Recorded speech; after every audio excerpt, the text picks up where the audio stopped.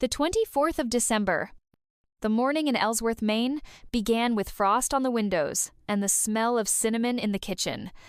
I woke up earlier than my alarm the first time in many days. Somehow, I wanted this day to go well, to be like it used to be. I put on a Christmas playlist on Spotify, wore an old sweater with reindeer antlers, the one Cassie gave me about 5 years ago, and started preparing duck with apples. It was our ritual. Ever since she was a little girl, we always cooked together. Well, together.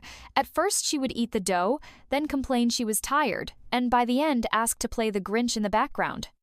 But still, those were our moments. Now she's 20. She lives in Boston with Kyle's father, and I try not to interfere. I don't call too often, don't demand visits, don't get upset. I just hope. Especially at Christmas. Because damn it, if not Christmas, then what do we even have left? I put the duck in the oven, decorated the table with a plaid tablecloth, arranged fir branches and antique candlesticks. I checked where I'd placed the gift, a small handmade album with photos of the two of us. Under each one was my handwriting, captions like Cassie with ice cream November 2012 or Your first skates, my girl. I didn't text her that morning. I decided, let the day start calmly. She'll come, we'll hug, talk, we'll find our connection again. We're family, after all. At exactly 2:14 p.m., my phone vibrated. Mom, sorry, just now able to write. Kyle's dad and I are flying to Florida. Didn't want it to be like this, but it's all spontaneous. We'll talk later. Have a good evening. Love you. I read the message 3 times. Then again. I didn't even immediately realize I was still stirring the cranberry sauce. My hand moved in circles, as if my body was still trying to keep the illusion, as if the day was going according to plan. Florida, I said out loud, almost whispering. Spontaneous. I put down the spoon, turned off the stove. Saturday on the stool by the window and just watched the snow fall slowly. You know, there's that moment when inside it's not empty, not painful, not angry, it's just as if someone muted the sound. Silence in the house. Winter outside. A cold screen on the phone. I didn't cry, didn't even get angry. I just felt erased. As if someone took a marker and carefully crossed me out of the equation. Mom? Yes, she'll understand everything. Mom always understands. Mom will fix everything, do everything, survive everything. But we have life. Florida. Summer. Youth. Spontaneity. I spent this year fighting. Students complained about grades, colleagues dumped their work on me, the college budget got cut, and the heating at home creaked like it was about to collapse. I carried it all. And, as always, thought, well, we'll just get through Christmas and everything will get brighter. Everything will make sense. But Christmas came. And there was only one place at the table. And no one showed up. I stood up, took the duck out of the oven, carefully placed it on a platter, sliced it, put it on the set table. And still, I lit a candle. Because, damn it, I prepared. Because I still believe that if you don't give up someday, something will change. And because someone has to stay the adult. Someone has to say that we still have traditions. Even if you're the only person at the table, here it is, the great Christmas night. I'm sitting at a perfectly set table in a house on Bay Street, where the air smells of pine, orange zest, and most distinctly disappointment. In front of me, duck breast, rosemary potatoes, and cranberry sauce that, according to Martha Stewart, brings generations together around the holiday table. Well, we have one generation here. One person, one chair. I pour myself a glass of red wine, boldly, all the way to the rim. I know for sure no one will stop me. Even my conscience decided to take the day off. I place a thick, festive, vanilla-scented candle in the center of the table and feel a little foolish. But I light it anyway. Because if I give up now, then all of this really was for nothing.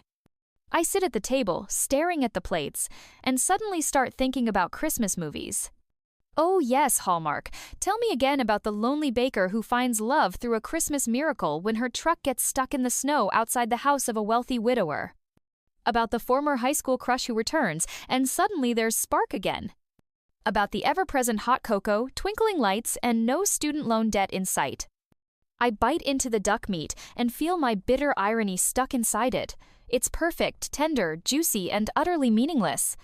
Cooking such a dinner just for myself, it's almost an act of desperation, or maybe the last form of respect for myself. I look at my glass. Merry Christmas, Valerie Bennett. To your illusions. I clink my glass against myself and drink. The room is dark, only the candle flickers on the reflections of glass Christmas ornaments. On the windowsill sits Mrs. Hudson's cat the neighbor left for the holidays to visit her daughter in Providence and asked me to feed the fluffy diva. She looks at me like a judge. You really decided to celebrate alone? Yeah, baby. Welcome to the club. And suddenly, I remember my mother. The old house in Vermont. Me about 9 years old wearing a Santa sweater, standing in the kitchen watching her knead the stuffing meat. She always said, family is everything. Not work, not money, not success. Everything else will pass, but family stays. Back then, it sounded like truth. Absolute, unshakable, like algebra or gravity. But now? Family. Family flew to Florida. Family didn't write, didn't ask, didn't suggest a video call. Family didn't even think about how it feels to be alone in the house you built with your own hands, where every wall holds your care. I sit and think, what if everything betrayed you? What if family is just a pretty sign, behind which indifference has been hiding for years? What if to be part of someone's life, you always have to prove you deserve it? I finish my dinner? Not because I'm hungry, but because I need to keep my hands busy. Then I push the plates aside and just sit. No television, no scrolling on my phone, no Instagram to watch other people's miracles. I just let myself feel it all. Anger, hurt, fatigue, loneliness, everything. And strangely, inside, not destruction but clarity appears. As if, finally, I don't have to pretend anymore. As if on this very evening, at this empty table, I finally understand. I am here. I am still alive. And if not a miracle, maybe a new chapter will begin? It was well past 9 in the evening when I decided to clear the table. The candle had burned down almost to the base, the duck had cooled, and the wine was 2/3 gone, Mrs. Hudson's cat, the only witness to my tiny turmoil, curled up on the windowsill as if she knew. The night would be long, and there was no one to comfort me. I was about to sink into a lavender salt bath, hoping to forget everything for at least an hour, when suddenly, ding dong, a sharp, out-of-place ring at the door. I jumped, then froze. Something inside me clenched tight. I wasn't expecting anyone. Absolutely no one. Could Cassie have changed her mind? Or had the delivery person come to the wrong address? Or had someone remembered I existed at all? I approached the door, hesitated for a moment, my heart pounding with a mix of dread and hope. I opened it. There stood a man in a dark coat, collar popped up, snow in his hair, holding a bottle of wine and a crookedly wrapped small gift. Christian Hunt. My neighbor across the street. A former English teacher at Cassie's old school. A widower. He had buried his wife a year ago after a long illness. Since then, he kept to himself. Our interaction had been polite but distant.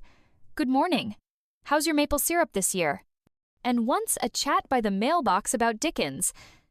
Now, he stood before me looking almost lost. Merry Christmas, Val, he said, his voice slightly hoarse from the cold. I saw your porch lights were on. Thought maybe you wouldn't mind some company. I blinked. To be honest, words didn't come immediately. 2 thoughts raced inside me. God, this is awkward. Wait, this might just be the kindest thing to happen all day. Of course, I finally breathed out. Come in. But, fair warning, there's leftover duck and some passive aggression. He smiled, relieved. Perfect. I brought Merlot and awkwardness.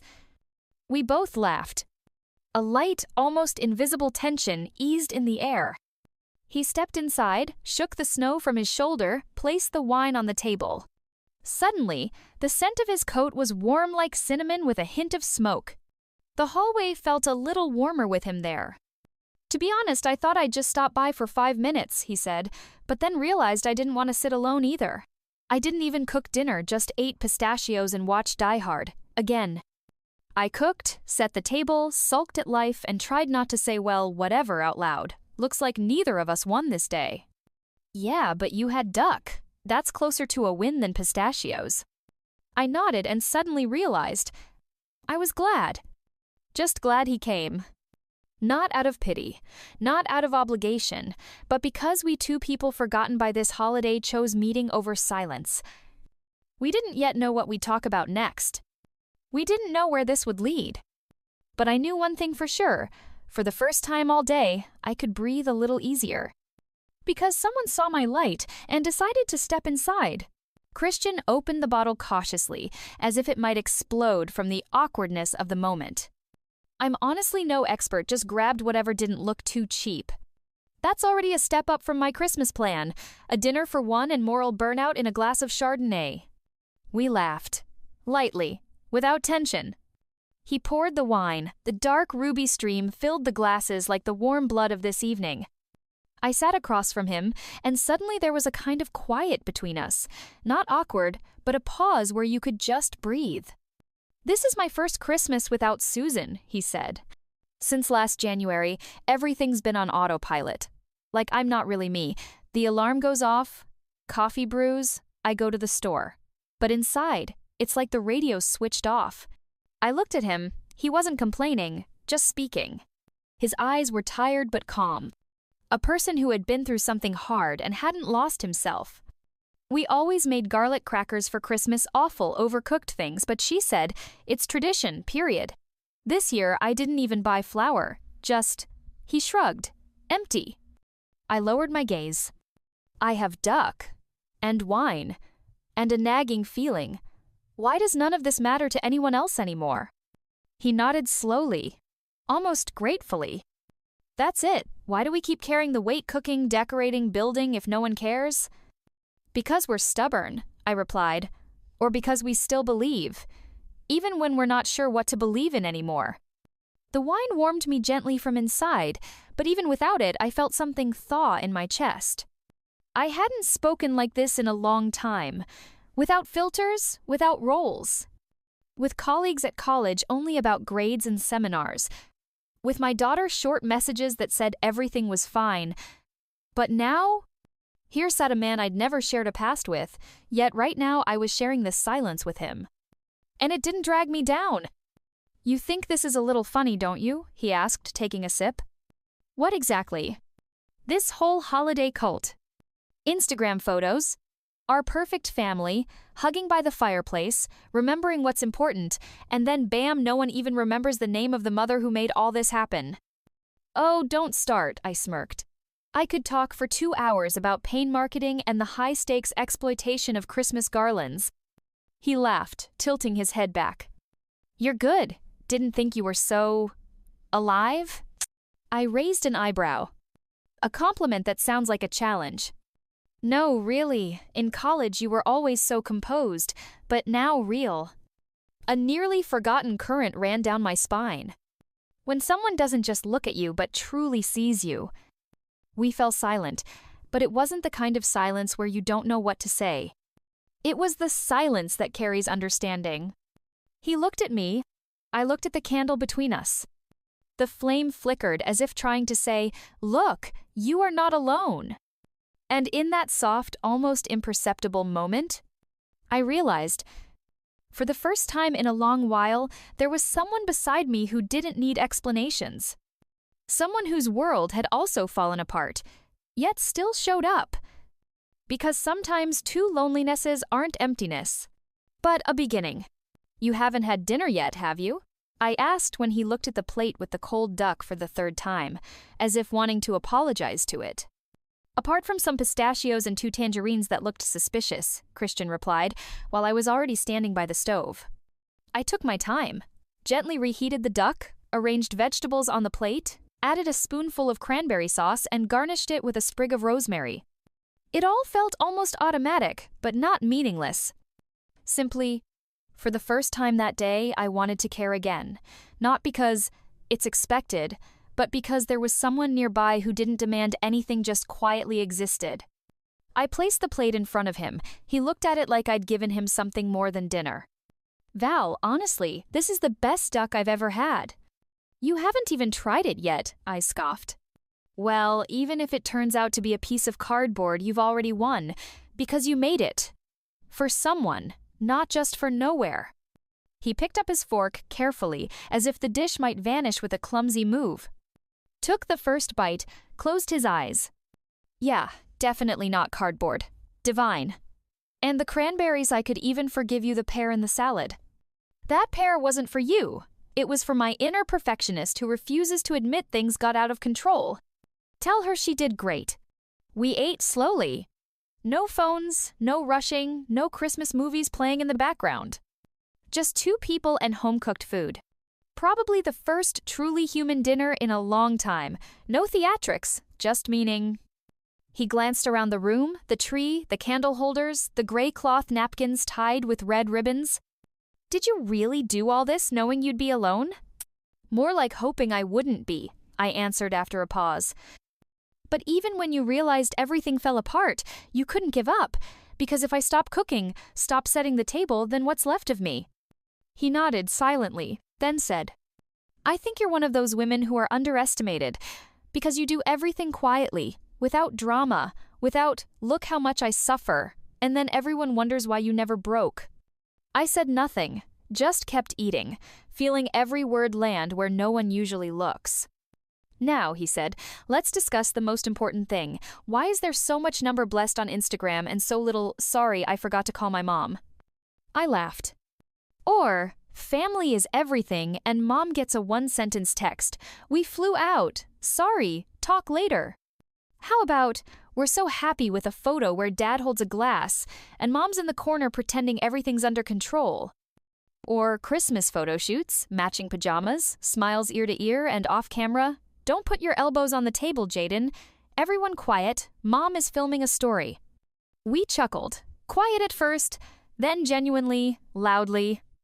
Then fell silent again, not because there was nothing to say, but because it felt good, real good. You know, Val, he said, finishing his wine, I think you built the perfect evening, just initially invited the wrong guests. I looked at him. The corners of my mouth lifted on their own. So now I have a new tradition, an evening with those who come not out of obligation, but out of desire. He slightly raised his glass.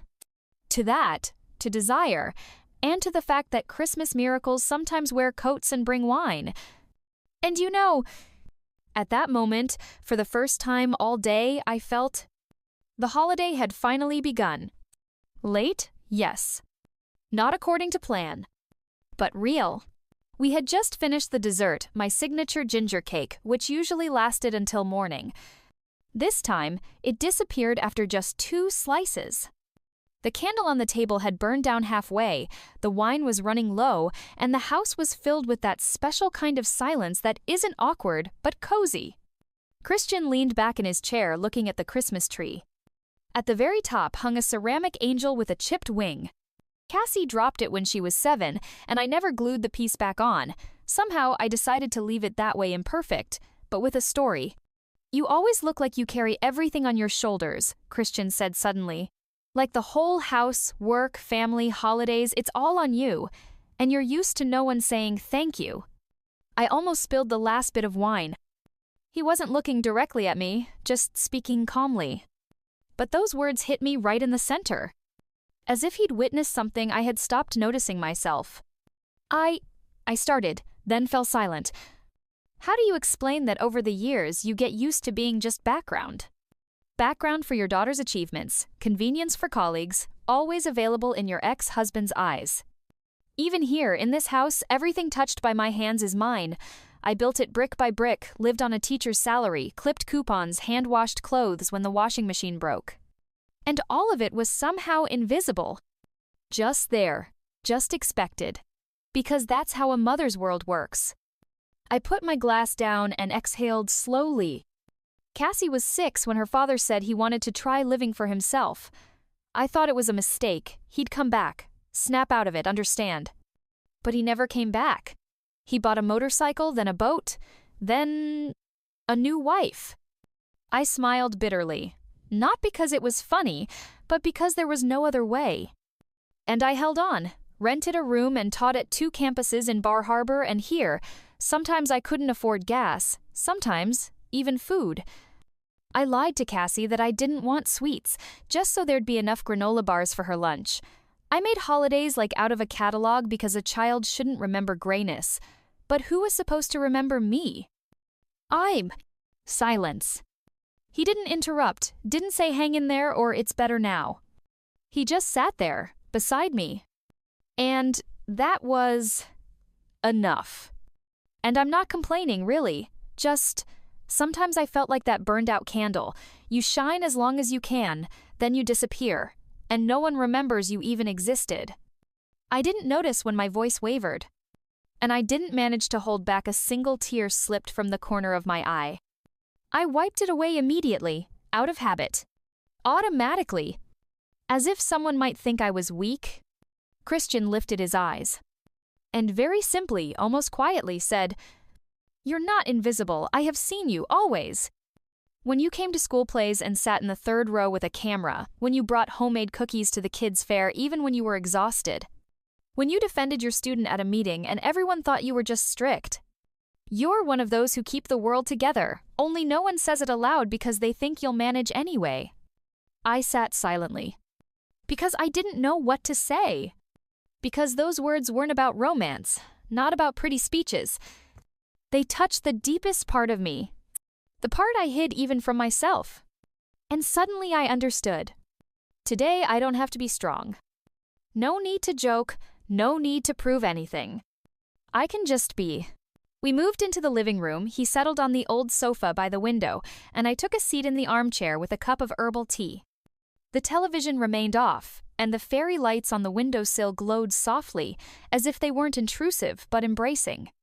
Christian was telling me how his wife Susan always forgot to close the fridge door, and they had a never-ending battle over the cold, while I shared the story of how Cassie used to hide vegetables under napkins to avoid eating broccoli. It was calm. Even bright. A kind of light that doesn't come from a lamp, but from within. He got up to pour us some more water. And suddenly, passing by the dresser against the wall, he stopped. "May I?" he asked, pointing to a box tied with a red ribbon. I nodded automatically, not immediately recalling what was inside. He sat back down, carefully untied the ribbon, and opened the lid. Then froze. I remembered, too. Inside were postcards. Many of them, sorted by year, signed in neat handwriting. Each one an unsent letter from Cassie. Each one written at Christmas. He gently took one out, a blue and white card with penguins. From 2013? Opened it, read silently. Then aloud. "You don't have to be grateful. I just want you to be near. I don't need a gift. I don't need approval. I want you to know, even if you forget me, I remember you. I always remember you. Merry Christmas, my girl." I remained silent. Breathing became difficult. It was as if the air in the room had thickened. He closed the card and quietly put it back into the box. Closed the lid carefully, almost reverently. As if he didn't want to disturb anything, as if he was touching not just paper but my heart. Lost, worn, still alive. He said nothing more. Didn't ask, "Why didn't you send these?" Didn't offer advice. Didn't suggest, "Talk to Cassie." He simply put the box back on the dresser in silence. Came over to me. Saturday down beside me.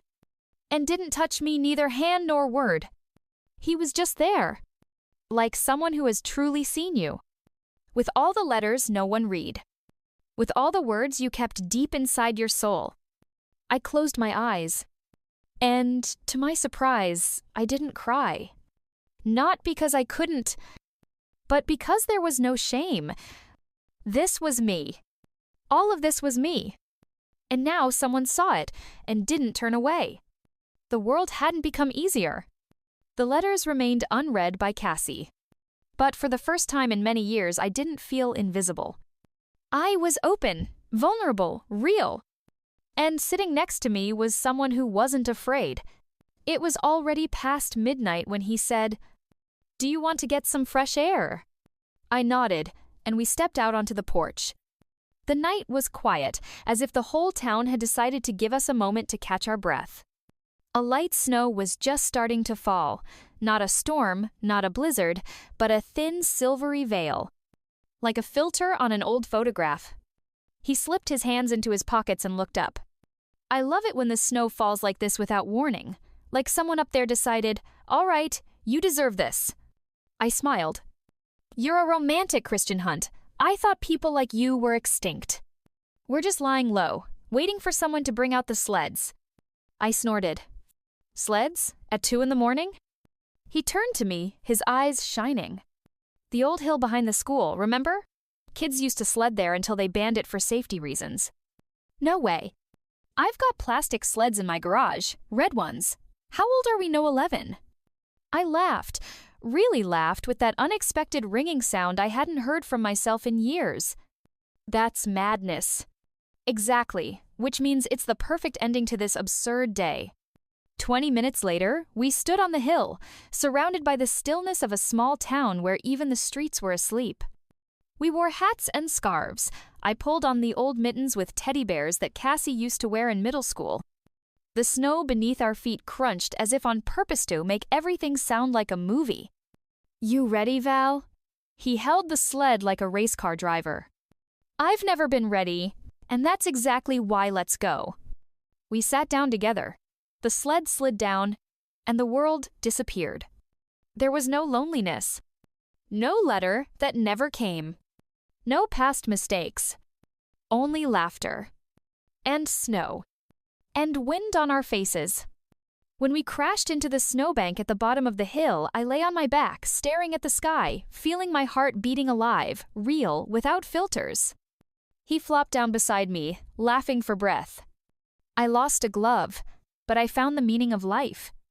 I turned to him, looking into those warm, simple eyes, and whispered, "What if Christmas isn't about family?" "What do you mean?"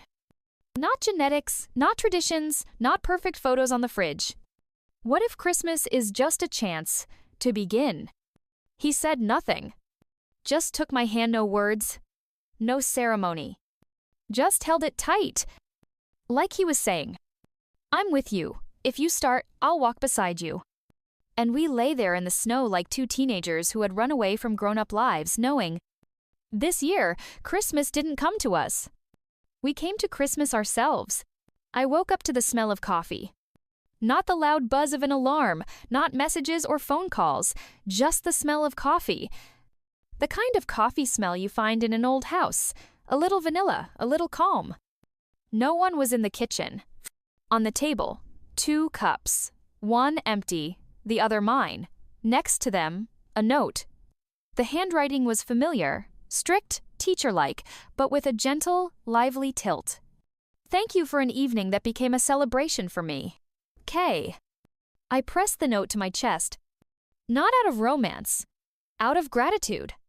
For him coming, for not trying to fix, just being. For seeing me. I sat down at the table and stared out the window for a few minutes. Outside was bright, peaceful, empty. The snow still lay untouched as if the whole town was breathing in unison. Mrs. Hudson, the cat, was dozing in the armchair, as if everything had returned to its natural rhythm. But I knew everything had changed. Not outside, inside. I opened my laptop, didn't know why, maybe just reaching for a familiar action. Opened a blank document, and suddenly my fingers began to type on their own. How I was forgotten one Christmas, and how it saved my life. I hadn't planned to write. Had no intention of making a post. Wasn't looking for likes. I just needed to say it out loud. Like everything that had been piled up in the drafts of my heart for years finally found its way out. I wrote about being the duck alone at the pond. About the candle lit stubbornly. About the funny cards kept in a box for over 10 years. About how hard it is to be a mother no one notices until she disappears from sight. About how one Christmas no one came to me. And then one person died and that was enough.